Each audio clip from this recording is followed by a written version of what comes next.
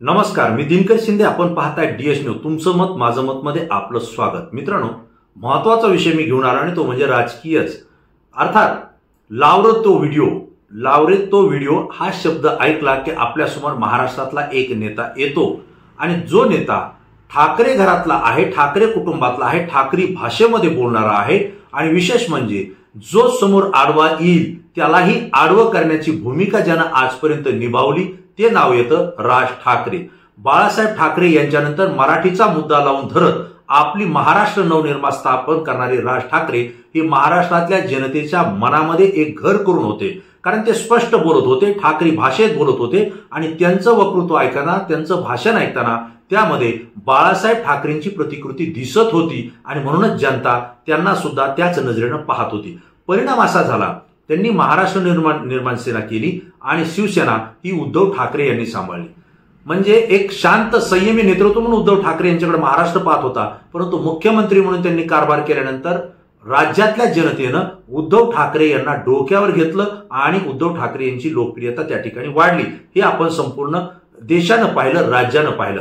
परंतु आज परिस्थिती अशी आहे की ज्या भारतीय जनता पार्टीच्या विरोधात राज ठाकरे परखडपणे मत व्यक्त करत होते, भारतीय जनता पार्टीच्या प्रत्येक निर्णयाची चिरफाड ते करत होते, पोस्टमार्टम करून जनतेपर्यंत सांगत होते आणि म्हणून या राज्यातल्या भारतीय जनता पार्टी विरोधात ज्यांचा मतप्रवाह असेल, ज्यांची विचारसरणी असेल आणि ज्यांना भारतीय जनता पार्टी आणि विशेषतः पंतप्रधान नरेंद्र मोदी आणि त्यांच्या सरकारची कृती ही आवडत नाही, पटत नाही, अशा प्रत्येकानं राज ठाकरे यांना पसंती दिली होती आणि म्हणूनच राज ठाकरे यांच्या सभेला लाखोंची गर्दी सातत्यानं पाहायला मिळत होती.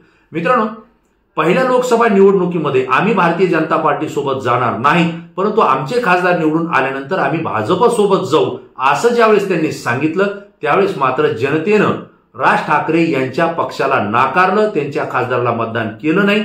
काही अल्प मतदान त्यांना केलं, परंतु विजयी कुणाला केलं नाही आणि परिणामी राज ठाकरे हे राजकारणातून वाढलेल्या उंचीतून थोडे कमी झालेलं चित्र आपण मधल्या काळामध्ये पाहिलं होतं.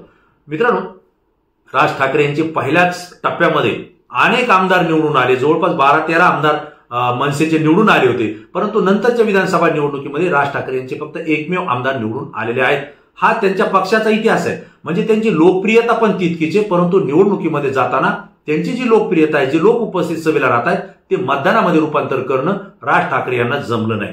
राज ठाकरे यांचे प्रत्येक मुद्दे ते चर्चेला गेले, वादग्रस्त ठरले. त्यांचा भोंग्याचा जो प्रश्न आहे तो सत्य असला, खरा असला तरी सुद्धा तो त्यांच्याच अंगलट आला. कारण भोंगे उतरा हे कायद्यानं तुम्ही सांगितलं, न्यायालयाच्या निर्णयानुसार सांगितलं, पण त्याचा फटका सगळ्या धर्मियांना बसला, सगळ्या कार्यक्रमकर्त्यांना बसला आणि त्यामुळं राज ठाकरे आणि महाराष्ट्र निर्माण सेनेविरोधात एक जनसमुदायाचं मत आपोआप त्या ठिकाणी गेलं होतं. परंतु मराठीचा मुद्दा राज ठाकरेंनी लावून धरला, मराठीच्या पाट्याही त्यांनी लावल्या, हे सगळं खरं आहे. परंतु भारतीय जनता पार्टी सोबत आता एकनाथराव शिंदे यांचा गट गेला होता, अजित पवार यांचाही गट गेला होता आणि त्यावेळेस मात्र उद्धव ठाकरे एकमेव भारतीय जनता पार्टीला विरोधक होते हे जनता पाहत होती. पण त्यासोबत राज ठाकरे हे सुद्धा भारतीय जनता पार्टीच्या कार्यावर जे काही चुकीची पद्धतीनं काम करतायत, ईडी आणि सीबीआयच्या कारवाया करून जे भ्रष्ट असलेले लोक आहेत, आरोप असलेले लोक आहेत, त्यांना आपल्यासोबत सत्तेमध्ये घेऊन सत्ता स्थापन केल्या जाते, याच्यावरती राज ठाकरे यांनी आपल्या परखड शब्दामध्ये ठाकरी भाषेमध्ये आसूड ओढले होते. हे संपूर्ण महाराष्ट्रानं पाहिलंय आणि म्हणूनच येणाऱ्या काळामध्ये राज ठाकरे यांना चांगले दिवस येतील अशी सुद्धा परिस्थिती होती. आणि म्हणून लावरे तो व्हिडिओ हा जो काही त्यांचा सभेतला कार्यक्रम होता हा जनतेनं डोक्यावर घेतला होता. कारण त्या ठिकाणी भारतीय जनता पार्टी नरेंद्र मोदी हे सत्तेत येण्या अगोदर काय बोलले होते आणि सत्तेत आल्यानंतर काय घडतंय या संदर्भातले लावरे तो व्हिडिओ दाखवून पुराव्यानिशी राज ठाकरे सिद्ध करत होते आणि त्यामुळं जनतेनं त्यांना डोक्यावर घेतलंय. प्रॉब्लेम असा झालाय मित्रांनो, पेट्रोलचे भाव वाढलेले, डिझेलचे भाव वाढलेले, शेतकऱ्यांच्या मालाला भाव नाहीयेत, हे जे सगळे प्रश्न होते हे नरेंद्र मोदी पंतप्रधान होण्याच्या अगोदर सुद्धा काही अंशी होते. परंतु भारतीय जनता पार्टीनं हेच विषय जास्त हाताळले आणि आम्ही सत्तेत आल्यानंतर सगळे प्रश्न सोडू अशा पद्धतीचे आश्वासन दिले होते.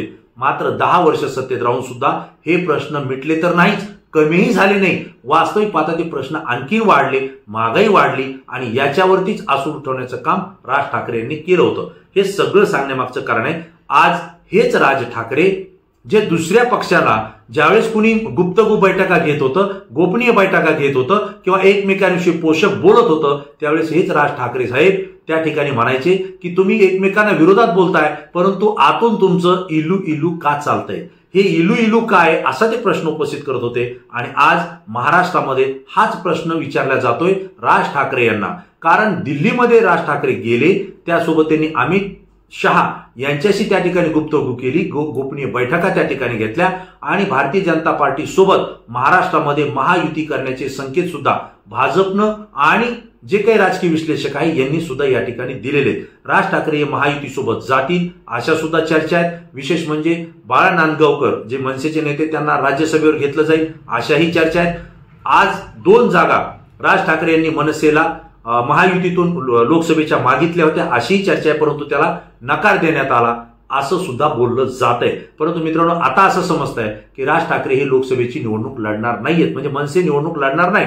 मग हे नेमकी तडजोड जी झालेली आहे, ही तुमची बैठक जी झालेली आहे, हे भारतीय जनता पार्टी सोबत आतून तुमचं जे इलू इलू चाललेलं आहे मनसेचं आणि राज ठाकरे, हे इलू इलू काय हे संपूर्ण महाराष्ट्र जाणण्याची त्या ठिकाणी प्रयत्न करतोय. महाराष्ट्राला उत्सुकता लागलेली आहे की राज ठाकरे जे भारतीय जनता पार्टीला विरोध करत होते, सत्ताधाऱ्यांना विरोध करत होते, चुकीच्या निर्णयाला विरोध करत होते, तेच मनसेचे प्रमुख राज ठाकरे आज भारतीय जनता पार्टी सोबत दिल्ली ठिकाणी जाऊन गुप्तगू करत इलू इलू का करतायत हा प्रश्न या ठिकाणी उपस्थित होतोय.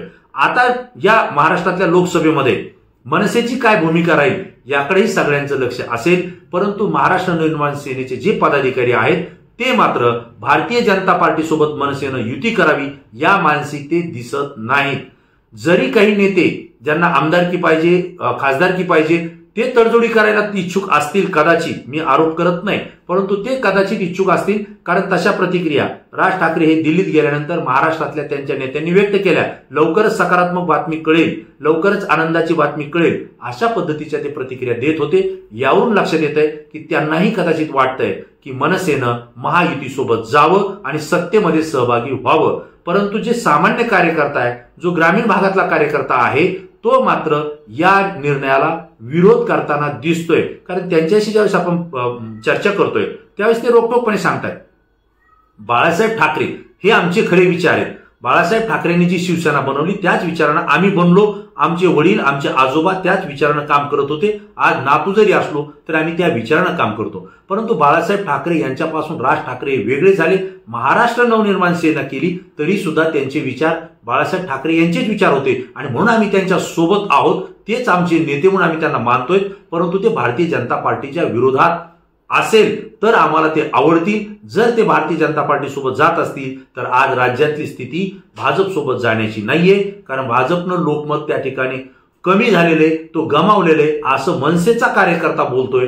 कारण जे आश्वासनं दिले ते पाळले गेलेले नाहीत. निवडणुकीमध्ये मोठा रोष हा सत्ताधाऱ्यांच्या विरोधात जात असतो आणि आपणच सत्ताधाऱ्यांसोबत जर गेलो तर तो रोष सुद्धा मनसेवर येऊ शकतो, ही भीती कार्यकर्त्यांना आहे. आणि म्हणून राज ठाकरे यांची नेमकी भूमिका काय आहे? राज ठाकरे हे उद्धव ठाकरे यांना विरोध करतायत का? बाळासाहेब ठाकरे यांच्या शिवसेनेला विरोध करतायत का? हा सुद्धा प्रश्न मनसैनिकांच्या मनामध्ये आहे. आणि म्हणून राज ठाकरे यांचं भारतीय जनता पार्टी सोबत अंतर्गत जे इलू इलू चाललंय ते नेमकं काय हे स्पष्ट त्यांनी बोलावं अशी अपेक्षा आहे. आणि राज ठाकरे स्पष्ट वक्ते आहेत, स्पष्ट बोलणारे आहेत, कुठलीही गोष्ट गोपनीय ते ठेवणार नाहीत. हा त्यांचा स्वभाव आतापर्यंतचा आहे. आता या पुढच्या काळामध्ये सुद्धा त्या स्वभावाला त्यांनी जागं राहावं आणि जे काही घडामोडी घडतायत, ज्या घडामोडीसाठी ते दिल्लीला जात आहेत, भारतीय जनता पार्टी सोबत बैठका घेत आहेत, ते जनतेसमोर त्यांनी थेटपणे एकदा सांगून टाकावं. म्हणजे जे काही त्यांना पटेल ते त्यांच्या सोबत राहतील, जे पटणार नाही ते त्यांच्या आपोआप सोडून बाजूला जातील. ही स्थिती महाराष्ट्रात आहे. परंतु राज ठाकरे यांनी स्पष्टपणे आपली प्रतिक्रिया आणि आपलं इलू इलू कोणावर आहे हे सांगावं अशी जनतेची भावना आहे. हा विषय DS न्यूजकडे मनसैनिकांनी व्यक्त केला, महाराष्ट्रातल्या जनतेनं व्यक्त केला, म्हणून हा विषय मी पुन्हा एकदा आपल्या समोर व्यक्त करतोय. आणि मित्रांनो, जर अशी घडामोड झाली, मनसे महायुतीसोबत गेली तर त्याचा राज्यातल्या राजकारणावर काय परिणाम होईल? महायुतीची ताकद वाढेल का? महाविकास आघाडीची ताकद घटेल का? याही प्रश्नाचं उत्तर तुम्हाला द्यायचंय. आणि एकनाथराव शिंदे असतील, अजित पवार असतील, हे भाजप सोबत गेल्यानंतर राज ठाकरे हेही जर भाजप सोबत गेले तर याचा परिणाम महाविकास आघाडीला सकारात्मक होईल. जनता भारतीय जनता पार्टी आणि या युतीच्या विरोधात गटतट आणि पक्ष फोडाफोडीमुळे जाईल का आणि महाविकास आघाडीकडे झुकेल का? तुम्हाला काय वाटतं याचं उत्तर तुम्ही तात्काळ द्यायचंय. कारण तुमचं उत्तर हे महाराष्ट्रातून असतं, ते अत्यंत अभ्यासपूर्ण असतं आणि म्हणून ते आमच्यासाठी अत्यंत महत्त्वाचं असतं. पुन्हा नवीन विषय नवीन मुद्दा घेऊन आपल्यासमोर येईल. तोपर्यंत धन्यवाद.